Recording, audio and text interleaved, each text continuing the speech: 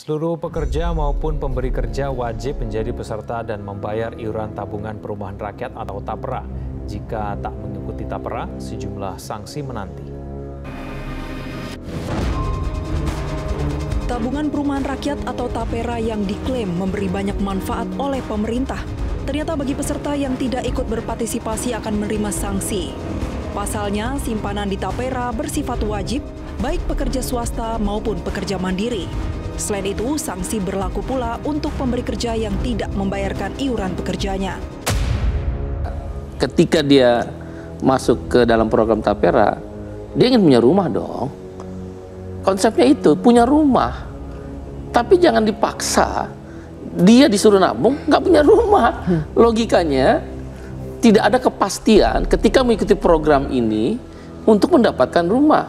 Kalau gitu buat apa? Kok negara kayak kolonial sih? Kan udah ada pajak, udah ada iuran di program jaminan sosial. Ini apa? Bahwa TAPERA ini adalah sebuah tabungan ya, tabungan perumahan rakyat.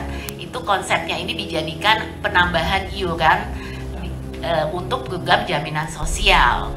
Di mana sebenarnya kalau kita lihat, pertama kita sudah ada program jaminan sosial yang juga mengcover untuk perumahan rakyat gitu. Di sini di mana?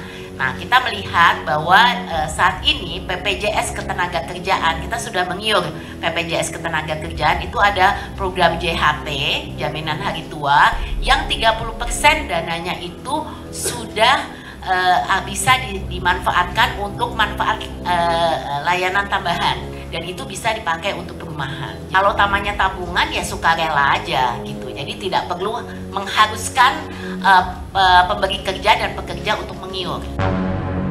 Ironis, inilah salah satu kata yang cukup untuk menggambarkan situasi politik di negara ini.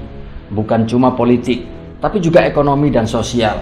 Seolah semuanya bertumpuk menyatu dan keluar pada saat yang bersamaan. Untuk membuat rakyat makin kesal, geram, tapi pasrah, tidak berdaya. Pemerintah baru saja mengeluarkan kebijakan yang memotong gaji seluruh karyawan, baik negeri maupun swasta, yaitu sebesar 3% untuk program TAPERA atau tabungan perumahan rakyat, yang oleh banyak kalangan diplesetkan menjadi tabungan penderitaan rakyat. Kebijakan ini diambil di tengah-tengah kondisi ekonomi yang sulit, di mana daya beli masyarakat terus menurun, dan gaji pekerja tidak mengalami kenaikan signifikan. Model pemotongan gaji seperti TAPERA ini memang sangat memberatkan masyarakat, terutama bagi mereka yang bekerja pada sektor-sektor swasta, dengan gaji yang sudah kecil dan dipotong untuk BPJS serta cicilan-cicilan lainnya. Belum lagi harus memikirkan biaya listrik yang bisa saja naik sewaktu-waktu, BBM yang juga sebentar lagi akan naik, yang tentu saja hal ini akan mendongkrak ongkos transportasi, biaya pendidikan anak yang semakin lama semakin mahal, serta harga-harga bahan makanan yang tidak stabil di pasaran. Pemirsa, Mahkamah Agung memerintahkan Komisi Pemilihan Umum mengubah aturan syarat umur pencalonan kepala daerah. Putusan MA memicu kontroversi hukum dan politik karena dianggap akan memberikan karpet merah untuk figur tertentu. Putra bungsu Presiden Joko Widodo, Kaisang Pangarep, namanya santer dicalonkan menjadi bakal calon gubernur di sejumlah daerah di Indonesia.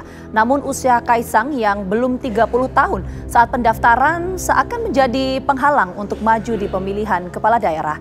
Putusan Mahkamah Agung yang mengabulkan permohonan agar usia bakal calon kepala daerah yang sudah genap 30 tahun saat pelantikan membuka peluang untuk Kaisang bisa maju menjadi bakal calon gubernur.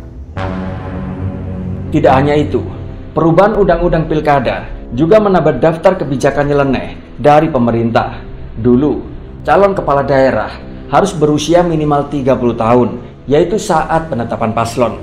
Sekarang aturan tersebut pun akhirnya diubah.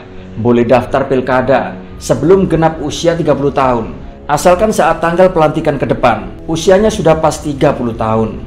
Dan salah satu orang yang pas dengan masalah ini adalah Kaisang Pangarep, putra Presiden Jokowi. Sengaja atau tidak, apakah ini direncanakan atau tidak, pokoknya ini adalah fakta bahwa akan ada orang yang bakal mendapatkan kemudahan ini. Ini seperti keajaiban. Mereka seolah begitu beruntung Atau mungkin saja bisa dikatakan beruntung level top. Kakak begitu, sekarang adiknya pun begitu. Kemudian seperti ini, tentu saja membuat banyak kalangan merasa miris. Coba bayangkan, ada mahasiswa yang pas-pasan, mereka berjuang sekuat tenaga supaya mereka bisa kuliah, yaitu dengan harapan bisa memutus rantai kemiskinan keluarganya. Tapi ternyata mereka harus dipersulit dengan biaya UKT yang naik secara ugal-ugalan. Dan coba bayangkan, pekerja yang gajinya sudah banyak dipotong sana-sini untuk dana hari tua dan semacamnya, ternyata dihadapkan dengan kebijakan untuk dipotong gaji buat program perumahan yang tidak semua orang saya rasa membutuhkan. Bayangkan, ekonomi semakin menantang, pengangguran semakin banyak, harga-harga barang pun merangkak naik, inflasi juga naik, rupiah melemah, PPN juga bakal naik. Itu semua adalah memberatkan kehidupan rakyat. Tapi di sisi lain, mereka yang mau ikut pilpres ataupun pilkada seolah seperti dipermudah urusannya. Usia tidak cukup, tenang saja, frasa aturan diganti sehingga urusan jadi beres. Ya harus dipermudah dong. Orang mau mengabdi kepada nusa dan bangsa, tapi hanya karena terhalang aturan malah nggak bisa nyalon. Sungguh tidak etis dong. Ada lagi sebuah narasi yang mengatakan bahwa ini saatnya yang muda berkiprah, yang muda memimpin sebuah daerah.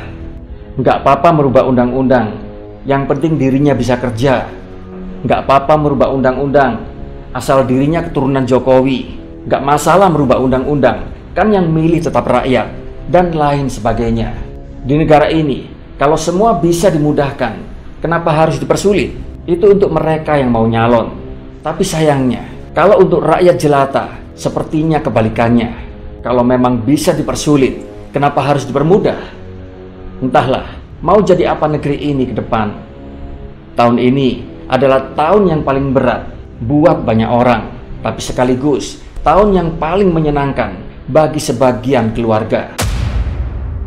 Di sini, pemerintah perlu segera mengevaluasi kebijakan-kebijakan ini dan sudi untuk mendengarkan suara dari pekerja dan rakyat. Tanpa pembahasan yang matang, kebijakan seperti tapera dan perubahan undang-undang pilkada hanya akan menambah ketidakadilan di negeri ini. Di sini, rakyat sudah cukup menderita dengan berbagai kebijakan yang tidak berpihak pada mereka. Terima kasih telah menyimak video ini. Jangan lupa untuk like, komen, dan subscribe untuk konten inspiratif lainnya. Sampai jumpa dalam video-video kami berikutnya.